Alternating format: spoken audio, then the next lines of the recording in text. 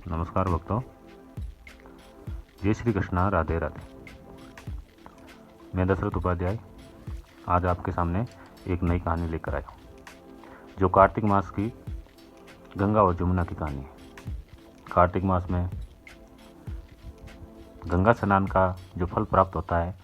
वो इस कहानी को सुनने से ही प्राप्त हो जाता है। तो आइए आज हम सुनते हैं गंगा जमुना जो दो बहनें हैं उनकी कहानी। एक बार क्या होता है, गंगा और जमुना है वो घूमने के लिए निकल पड़ती है। थोड़ा आगे जाती है तो सामने एक साहूकार का खेत दिखाई देता है। उस साहूकार के खेत के अंदर गेहूं की फसल है वो उगी रहती है। तो गंगा और जमुना उस गेहूं की फसल के अंदर चली जाती है और जमुना से है वो रहा नहीं जाता है और जमुना है वहाँ से जो 12 गेहूं के दाने हैं वो खा लेती है। तो गंगा बोलती है कि बहन जमुना, तुमने 12 दाने हैं जो खा लिए है, इस प्रकार की ये एक प्रकार की चोरी हो गई है। तो तुमने ये जो 12 दाने खाए हैं तो साहूकार के बगैर पूछे, उससे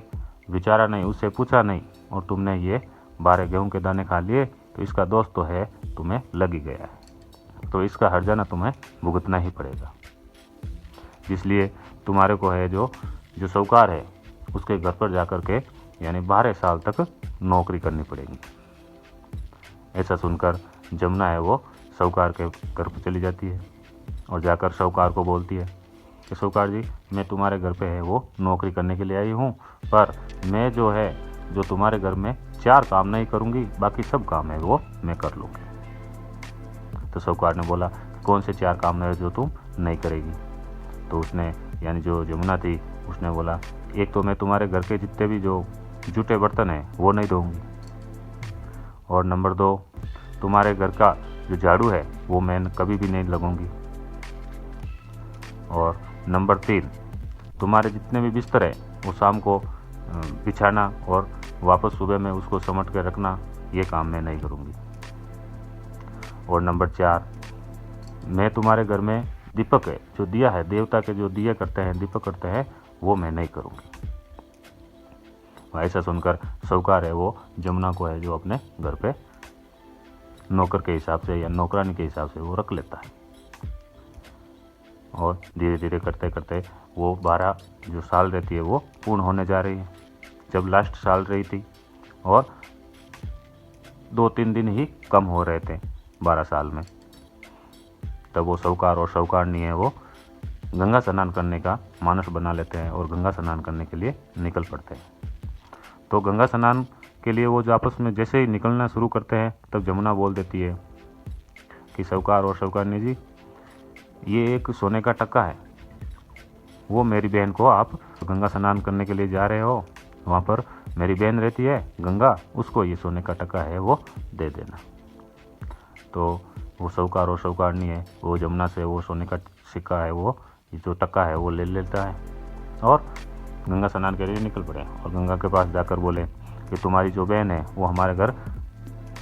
नौकरी कर रही है, उसने ये सोने का टक्का दिया है और उसने बोला था कि गंगा को ये सोने का टक्का है वो दे देना, तो इसलिए ये लो सोने का टक्का उस जमुना ने दिया है, वो जो तुम ले लो। तो वो सोने का टक्का है वो गंगा ले लेती है और वापस गंगा है उस साहूकार और साहूकारनी को बोल देते हैं कि आप जाकर के वापस जमुना को बोल देना कि तुम्हारे 12 साल है वो पूरे हो गए हैं, अब तुम अपने यथा स्थान पर यानी अपने जगह पर तुम वापस आ सकती हो। तो साहूकार और साहूकारनी गंगा स्नान कर लेते हैं, फिर वापस घर पे चले आते हैं और घर पे आकर के जमुना को बोलते हैं कि तुम्हारी बहन है जो गंगा हमारे को मिली,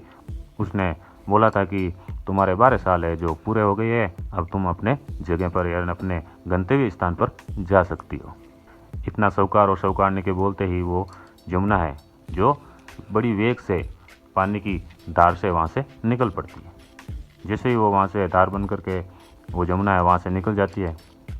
तब साहूकार और साहूकारनी है उनके मन में जो पछतावा रह जाता है कि हमारे से बहुत बड़ा ही अन्याय हो गया कि जमुना जो माता थी उन्होंने हमने अपने 12 साल तक यहाँ पर नौकरी करवाई, अपने घर का जितना भी काम था वो सब उनसे करवाया था, इसलिए हमारे को अब पाप लगेगा। वो इधर ऐसे सोच रहे हैं और रात हो जाती है और वो दोनों साहूकार और साहूकारनी सो जाते हैं और जमुना है वो अपने स्थान पर चली जाती है। जब जमुना अपने स्थान पर जाती है तो गंगा उनसे कहती है कि तुमने जो शौकार और शौकानी है उनको तसल्ली देकर आई है कि ऐसे ही आ गई। तो जमुना बोलती है नहीं, मैं तसल्ली देकर नहीं आई हूँ, मैं तो सीधे ही उसने ऐसा बोला कि तुम्हारे 12 साल पूरे हो गए तो मैं वहाँ से निकल कर आ गई। तो गंगा ने बोला